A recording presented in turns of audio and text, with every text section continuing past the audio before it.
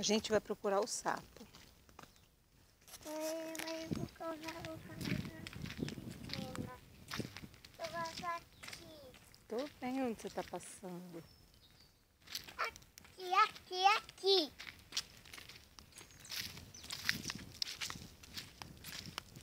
Eu vou para cipó da areia. Ele vai buscar o sapo. Agora ele vai buscar o sapo. A gente vai... Isso mesmo, a gente vai procurar o sapo. Do pato. Oi? Ele vai aqui, vó. Quando ele dá cocô na piscina, ele cocô. Se o sapo fez cocô na piscina, a gente vai ver. Você vai ver. Ele veio aqui do bico. Ele tá papado, ele tá no bico. O pirulito não veio papar hoje. Você chamou ele? Cocô se faca. Aí não tem cocô de vaca, não. Tem não. Tem não. A estrada tá molhada. Eu ligo esse pau. Ah, tá. Eu levo esse pau na piscina. Pra que você vai levar esse pau na piscina? Quando a mãe trata. Você vai fazer o quê?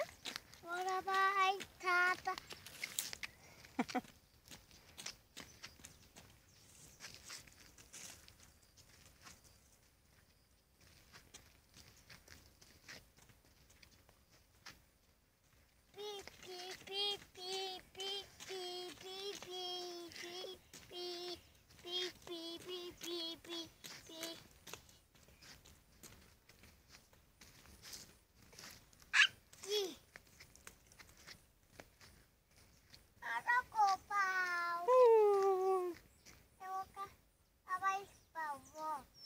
Tá.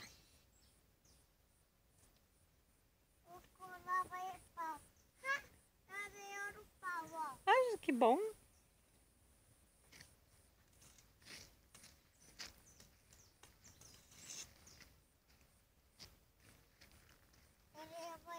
Vou colocar a bolsa na piscina. E aqui, vovó? Desce aí em casa, vovó. Desce.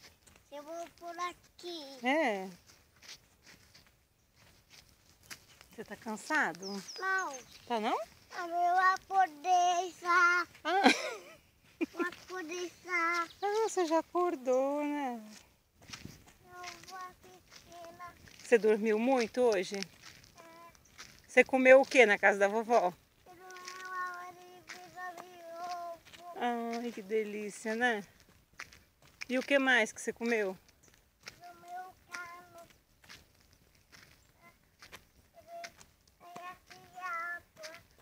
Tem água aqui. Olha, vó. É a aguinha dos peixes, né? Ele ficou, vó, ele ficou. Vamos sentar um pouco pra gente descansar? Vamos sentar?